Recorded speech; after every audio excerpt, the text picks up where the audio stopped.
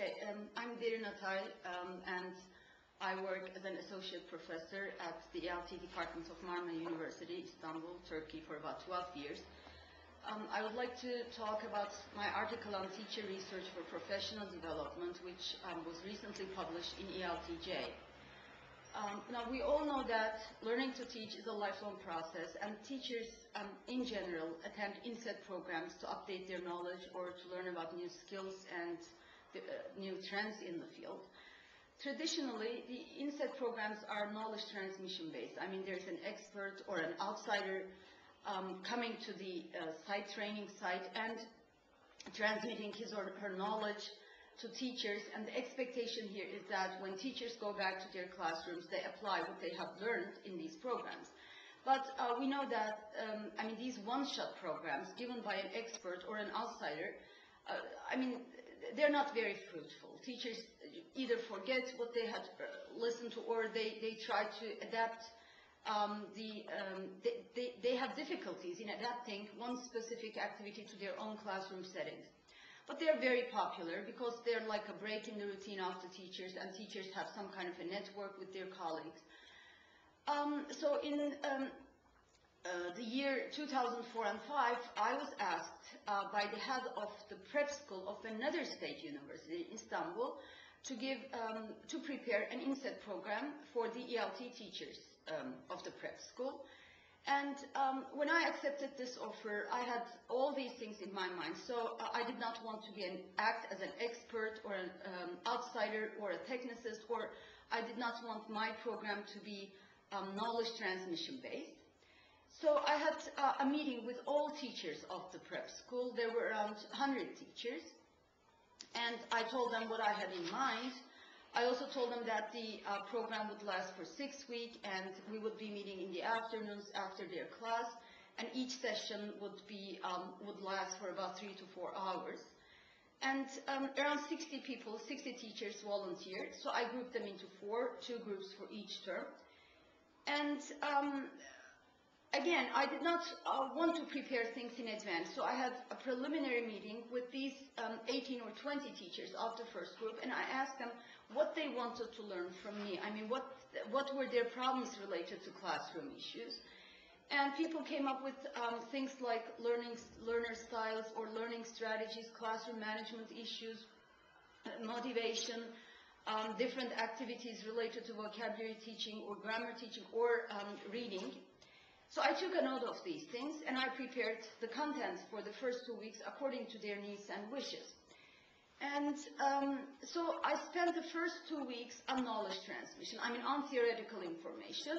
And this was partially knowledge transmission because I was just lecturing on these issues, but after I covered each specific issue, I was asking the teachers to reflect on their experiences. I mean, teaching vocabulary, okay, this is what I have in mind, but how about your class? Or motivation, okay, this is the definition, these are the types, but how about your own context? And after these 2 weeks, in the third week, I asked the teachers what research meant to them. I mean, had they done any kind of research in their whole careers? Most of the teachers equated research with some kind of statistics, complex figures, numbers, analysis, and so forth.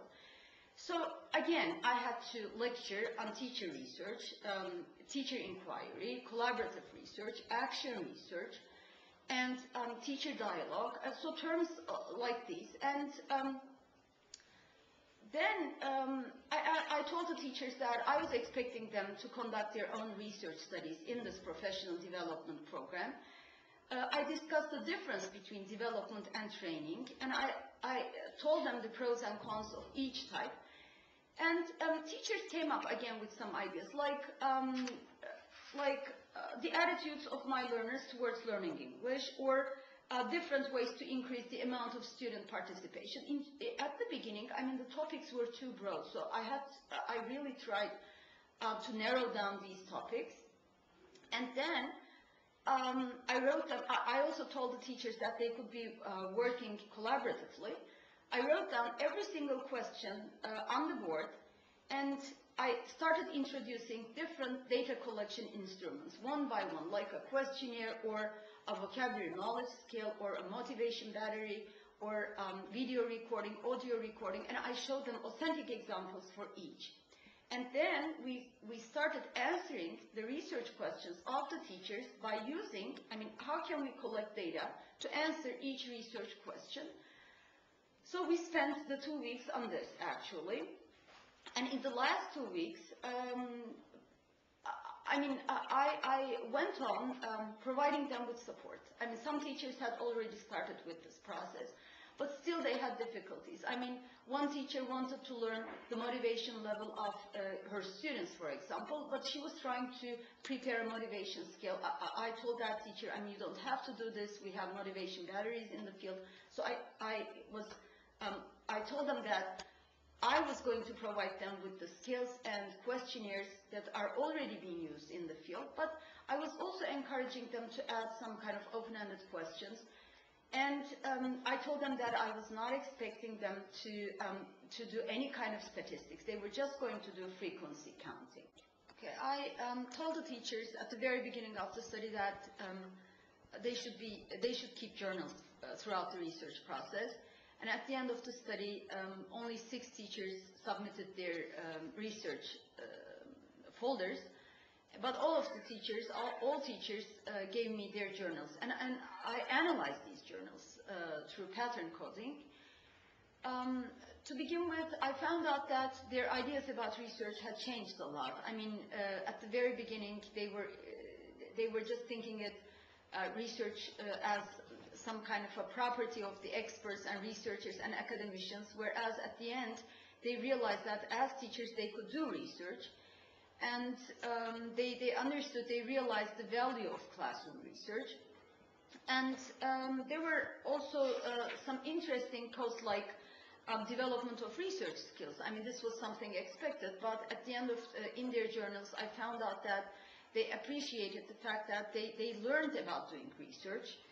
And increased awareness of teaching and learning process was another important issue, particularly when they were collaborating in research. For example, when one teacher was observing another teacher, she realized that the teacher's instructions were not clear and some teachers were confused, but the teacher was not aware of this fact. While observing the teacher, this teacher started questioning herself. How about my class? How about my instructions? What about my students?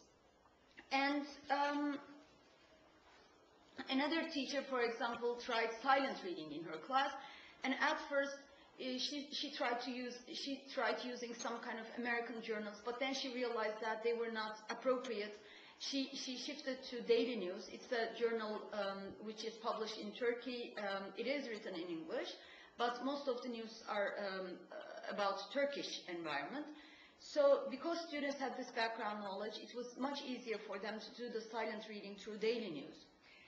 And another issue was renewed enthusiasm about teaching. Many teachers said that throughout their long careers they had never done something like this, so it was a change for them. They also liked collaborating with their colleagues. Observing, acting as critical friends, doing the analysis, data collection together. They enjoyed this process. And of course they had some problems with research. They needed more support, but unfortunately I could not provide them with the support I had in mind at the beginning all the time, because I had my own load. For example, many said, well, I feel overloaded, I cannot do the analysis. If they had been given some time off, I think things would be easier for us. Anyway, what were the weaknesses of my study? To begin with, as I have told you before, I should have provided them with some more support. And the other thing is, teachers should be given some time off. And one major weakness of this particular study was that at the end I did not have time for the teachers to present their proposals, which I did in my later research studies. When each teacher presents his or her research to the others, it becomes a really effective process. The teacher really feels like a researcher, and the other people in the audience ask questions to that specific teacher, and things become more clear for every single person. But still, I can say that asking teachers to participate in the learning process is a very fruitful process. It's very effective. Teachers really benefit from this process professionally, and they also enjoy it. Thank you.